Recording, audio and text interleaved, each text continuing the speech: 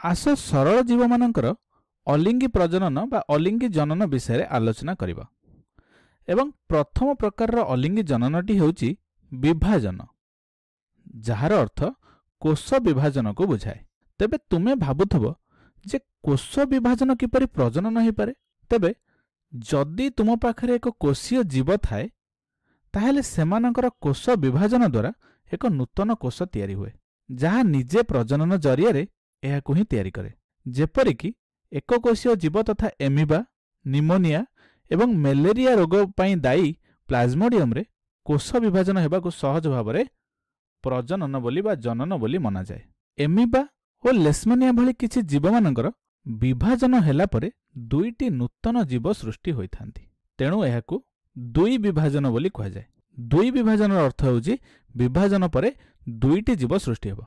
जेपरि एठारे दुईटी जीव सृष्टि हेछि एवं एठारे लेशमानिया मध्य गोटिए जीवरु दुईटी जीव सृष्टि हेछि।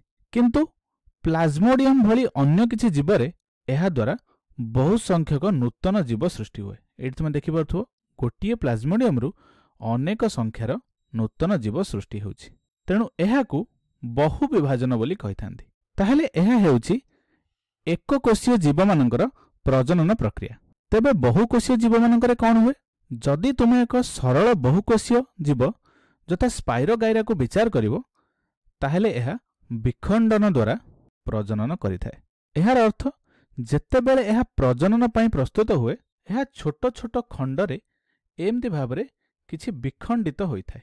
ठीक अछि, एमती किछि विखंडित हो जाइथाए एवं एही प्रत्येक खंड एक पुराना स्पाइरोगाइरा रे वृद्धि होई पारे। एवं एही प्रक्रिया जेउथिरे प्रत्येक खंड एक नूतन जीवरे विकास हुए ताहाको पुनरुद्भवन बा रिजेनेरेशन बोली कहा जाए। तेणु साधारणतः भाव में आम कहिपरिबा जे सरल बहुकोषीय जीव मानकर पई विखंडन एवं पुनरुद्भवन हेउची एक प्रमुख प्रजनन प्रक्रिया। देख एठी प्लानारिया और समुद्र तारा परी किछि जीव माने मध्य पुनरुद्भवन करि पारंती।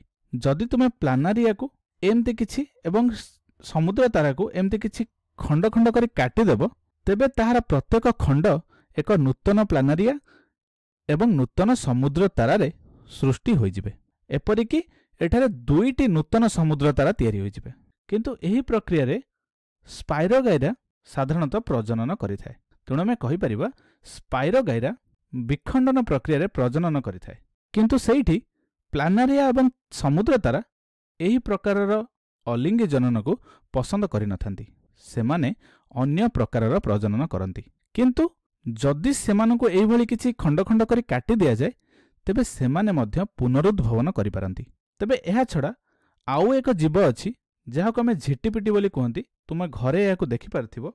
जदि तुमे यार लांज को काटी देबो एमती किछि तेबे से एमती किछि नूतन लांजटे सृष्टि करि परिबो।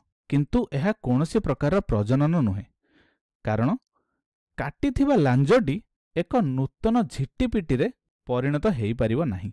सेथिपई जेतेबेले आमे कोनोसी एक जीव को विचार करंती तेबे पुनरुद्भवनर किछि सीमा अछि।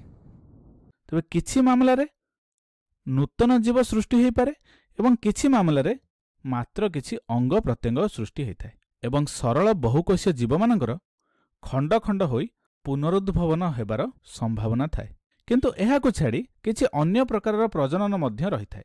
जदि तुमे हाइड्रा और ईस्ट परि किछि अन्य जीव माननको विचार करिवो तेबे सेमाने कोरकोद्गम बा कलिकन प्रक्रिया रे प्रजनन करिबाकु बा नूतन जीव सृष्टि करियाकु पसंद करंती। तेबे कोरकोद्गम बा कलिकन एठारे कोन हुए? एक मातृकोषरु एक नूतन जीव एमती आरंभ होइथाए। तुमे एठी देखि पारथबो एठी जो हाइड्राटी अछि एहाको आमे मातृ हाइड्रा कहिबा एवं एही मातृ हाइड्रा रु एक आबु सृष्टि हुए एवं एही आबु को आमे कोरक बोली कहंती। एवं एहा धीरे धीरे वृद्धि पाई जेतेबेले संपूर्ण भाव में बड़ हो जाए तेबे यह मातृ हाइड्रा रु विच्छिन्न होई एक नूतन हाइड्रा आमको मिलता है। तेबे यही प्रक्रिया ईस्ट रे मध्य होता है। तुम ये देखि पारथुबो। देख ये ईस्ट रो मातृकोषरु एक आबु सृष्टि होइछि जहाको आमे कोन कहंती कलिका बोली कहंती। एवं ये कलिका गुड़िक धीरे धीरे वृद्धि पाइबाकु लागे एवं संपूर्ण भाव में यह एक कोषरे परिणत हेबा परे मातृ ईस्ट रु यह अलग हो जाए एवं यही प्रक्रिया को आमे कलिकन बोली कहि थांती। तेबे तुम एठार किछि पार्थक्य लक्ष्य करि पारछ कि? देख जितेबाला आम विखंडन को देखुले सेतेबाला मातृजीवटी बा मातृकोशटी छोट छोट खंडरे परिणत होउतला एवं प्रत्येक खंड नूतन जीवरे सृष्टि होउतले किंतु एठारे कोरकोद्गम प्रक्रिया कौनसी विखंडन हेउ नाही। प्रत्येक नूतन जीव एठारे कौन हुए ना मातृकोशरे ही वृद्धि पाई थाए जहाको आमे हाइड्रा केस रे कोरक ईस्ट रे आमे कलिका बा कोरक मध्य कहि थांती एवं धीरे धीरे एगुड़िक वृद्धि हेबा परे मातृकोशरु विच्छिन्न हो जाइथांती। एहीपरि प्रक्रिया रे कोरकोद्गम प्रक्रिया रे अलिंगी जनन होइथाए एवं अन्य प्रकार रे एक अलिंगी जनन अछि जहाको आमे रेणु भवन बोली कहिबा। रेणु भवन द्वारा अपुष्पक उद्भिद रे वंशवृद्धि घटिबा एक साधारण प्रक्रिया अटे। छतु और फिंपी जातीय कबक प्रायतः एही प्रक्रिया रे वंशवृद्धि करिथांती एवं तुमे खाउथबा पाउरुटी उपरे फिंपी लागिथिबार तुमे देखुथबो सेथिरे किछि कला रंगर पाउडर सदृश किछि जिनिस हमकु देखा जाय ताहाको आमे रेणु बोली कहिथांती एवं एहार दुईटी अंश थाए।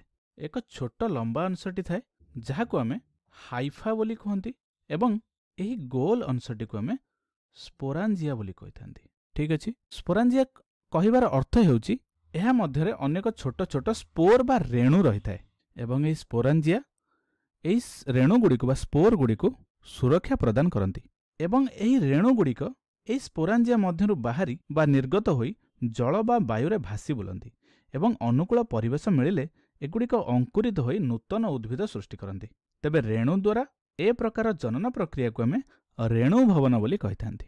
तेबे एठी मने रख जे यूलोथ्रिक्स परि शैवाल, म्यूकर परि अनेक कबक, पेनिसिलियम परि कबक, पाइथियम परि कबक माने एही रेणु द्वारा वंश वृद्धि करिथांती एवं एही रेणु गुड़िक अति क्षुद्र, हालुका और खाली आँख को भल भाव देखा जाती नहीं।